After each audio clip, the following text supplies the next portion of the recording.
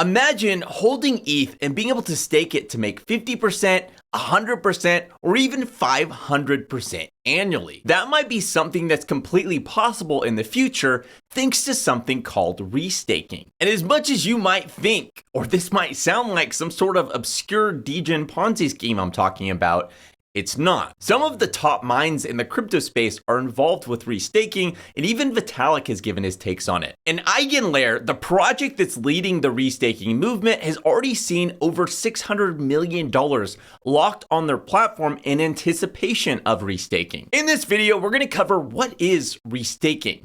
What are the risks of restaking? And has EigenLayer discovered a literal money printing machine, or will this end in a massive disaster? Restaking is actually a really simple concept, but an extremely powerful one. Currently with ETH, you can go stake your ETH and earn about 4% annually paid out in Ethereum. This is called proof of stake, and if you don't know what it is, you probably have heard of something called Bitcoin mining. Bitcoin mining involves buying extremely expensive pieces of hardware, getting access to cheap electricity, and using that to solve really difficult math problems on the Bitcoin network. And these miners do this to secure the Bitcoin network and to make sure that it can't get attacked or hacked. And if you don't really understand how mining works, or maybe it's been a concept that's always been confusing to you, let me make it really simple. Imagine you're playing a game with friends and you want to keep track of each person's points. So you decide to write down on a piece of paper how many points each player has. If you're the sole holder of this paper, how easy would it be for you to manipulate the scores of any individual player when, the rest of the players weren't watching? Obviously, it would be insanely easy. As the sole holder of the paper, you could just erase someone's score and write in whatever you wanted. Now imagine instead of one piece of paper,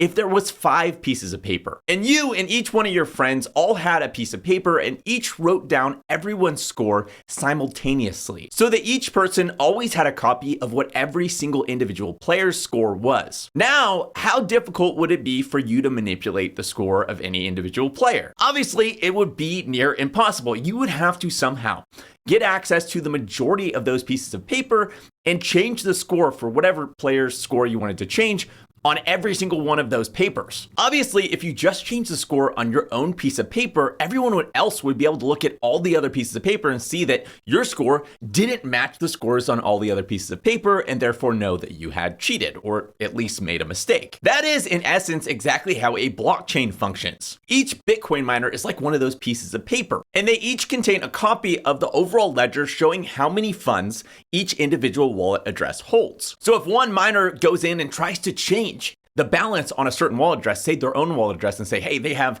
$10 million.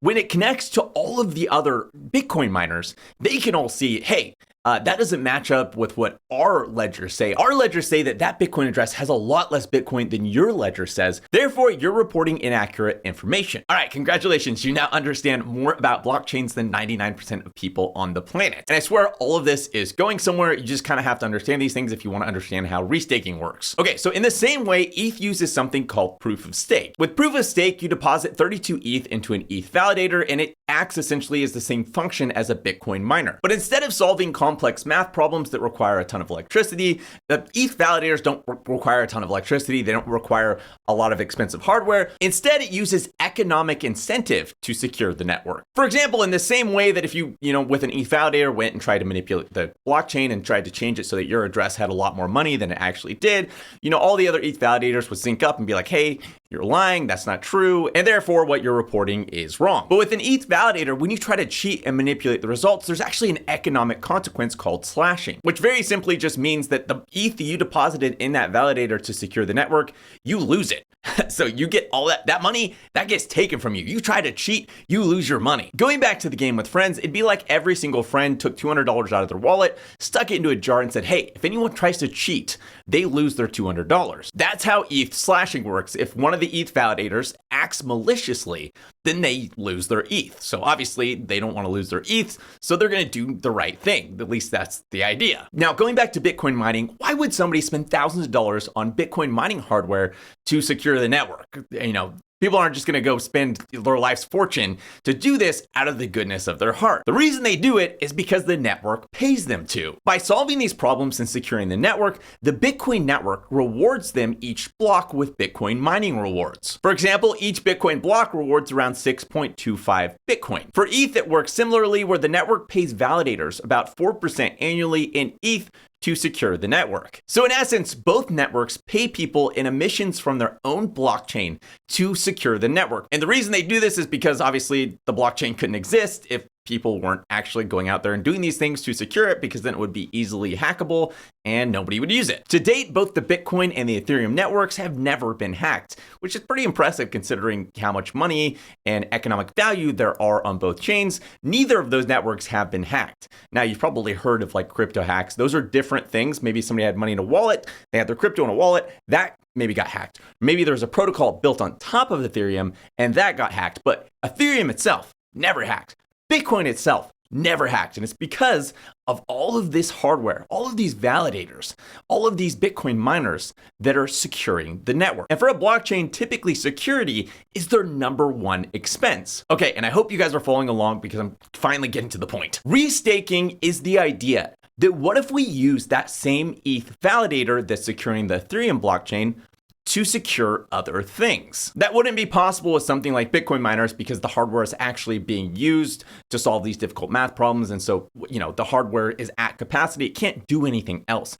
But ETH validators, they're just sitting there. They use economic incentives to secure the network. So, technically, theoretically, they could also secure lots of other things. Let's go back to the example of the money game with your friends. Restaking would be like if you started a second game with separate scores, but you use those same pieces of paper to keep track of those scores too. The same piece of paper is now proving each player's scores for two different games. Now, obviously though, by securing a second thing, that means you're going to also get rewarded for securing that second thing. So for example, let's say you secure ETH and get paid that 4% annually that ETH pays out. Well, let's say you use that same validator and that same ETH to go secure a second chain. We'll call it Ghostfire Chain 9000. Well, the only reason that you would agree to go secure Ghostfire Chain 9000 is if you were incentivized to do so. So let's say that Ghostfire Chain, they want security, they want people to be securing the network. So they incentivize by also offering 4% annually paid out in the Ghostfire Chain token. Now you'd be making a total of 8%. Securing two different blockchains with that same exact 32 ETH, which by the way, you don't actually need 32 ETH to do something like this. And I'll explain that a little bit later. But you could technically do it just like $50. You don't actually need the 32 ETH to go and stake your ETH. Okay, so now you're securing two different blockchains, you're making 8%, but that kind of begs the question, why stop there? Why not secure 5 different chains or 10 different chains or 100 different blockchains and stack up that yield as high as physically possible? Theoretically, with that same 32 ETH, you could secure hundreds of different things and lever up your yield to an absurd degree with seemingly near zero risk, which I'll get into that near zero risk part in a minute. EigenLayer is the main protocol behind the restaking movement, and it's run by this guy. He's an associate professor at the University of Washington, specializing in computing, networking, data science, and biosystems. And EigenLayer recently raised $50 million in Series A funding, and they mean business. So again, this isn't some degen developer living in his mom's basement. Like, this is a genuinely talented and smart team that genuinely has the resources to build something ambitious like this. This is kind of a big deal. And despite a lot of really smart people looking over this, scrutinizing it, trying to find flaws, so far it's held up pretty well to scrutiny. So I mentioned earlier, it doesn't actually take 32 ETH to, go and run a validator. So technically, to run your own validator at home, it would require 32 ETH. But as a retail user, as someone like you and me, we can get started with normal staking by going to something like Lido, going to something like Rocket Pool, and we could get started with, as little as like $50. I mean, technically you could probably start with $5. I don't know, I've never tried that. But again, you could start with an absurdly small amount and get started doing staking through big protocols like Lido, Rocket Pool, etc. So as a normal user, you don't actually need 32 ETH to go and stake. And therefore, as a normal user, you won't actually need 32 ETH to go and restake. So anyone could do this. Again, the whole point was that anyone could do this. So if you're thinking to yourself, well, this isn't relevant to me, because I don't have 32 ETH, anyone is going to be able to access this insane yield when it comes out. Secondly, let's talk about levering up the yield and the potential risks. So what exactly is the risk of taking $1,000, restaking it over and over and over again, and levering up your yield as high as physically possible? In theory, there's actually really limited risk, which is what makes this extremely absurd and so insane. Normally, if you were to go take $1,000 and you were to lever it up in the market, so you take $1,000, you lever it up to 50x,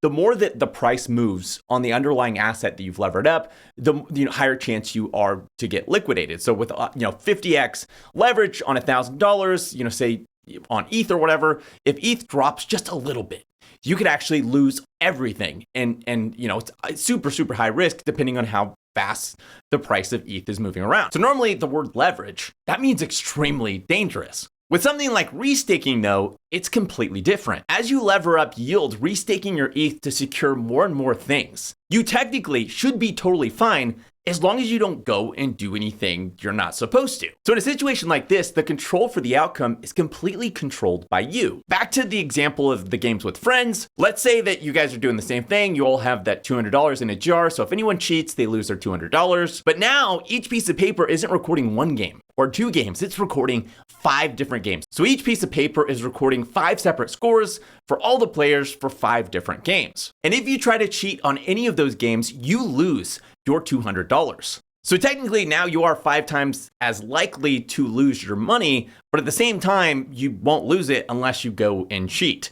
So yeah, you have 5 times the opportunity to lose it, but you control the outcome. So as long as you don't cheat, you're totally fine. It doesn't matter if you have 500 times, 500 games going on simultaneously. As long as you don't cheat, you're totally fine. But to throw a kink in all this, there is kind of a situation where this could maybe get dangerous, and that comes down to something called slashing conditions. When you're securing the Ethereum blockchain, it's just like what I mentioned. Essentially, it comes down to, hey, don't cheat, don't do anything bad, and you won't lose your ETH. You should be good as long as you don't cheat and try to manipulate the network in a negative way. Imagine if one of these new networks that you sign up to validate for and to secure ends up putting some weird slashing condition that isn't something maybe so apparent. In the game with friends, it'd be like if each game you were playing had different rules for that piece of paper as to what qualified as cheating. In the first game, it's if you change any of the numbers, that's cheating. But in the second game, maybe it's that if your numbers aren't written perfectly within the lines, that's cheating.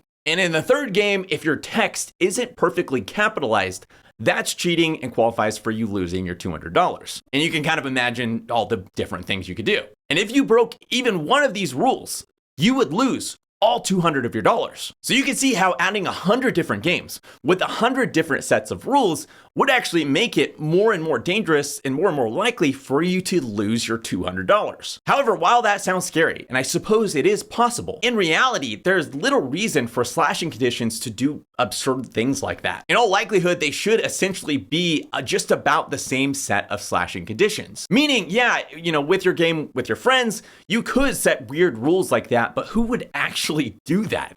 Nobody would actually do that because everyone just wants to make sure nobody's cheating with their scores. So really, all the rules are going to be don't change the scores and you don't lose your $200. So in theory, restaking should allow ETH holders to go stake their ETH and stack their yield to absurd degrees with ideally very limited risk, with the major risk being some sort of obscure slashing condition that you didn't notice. Currently, EigenLayer is in the bootstrapping phase and you can only deposit onto the protocol, but can't earn any restaking yields at the moment. But it's definitely something I'm really excited for and something I'm going to be keeping an eye on. So what do you think? Is restaking an amazing breakthrough and going to be awesome? Or is this a really, really bad idea that's gonna go down not so good in history? Let me know in the comments. If this video is helpful, make sure to hit that like button. And if you want to see more videos like this, make sure to hit the subscribe button and the little bell next to it to be notified each time I release a video. Thanks for watching, and I'll see you next week.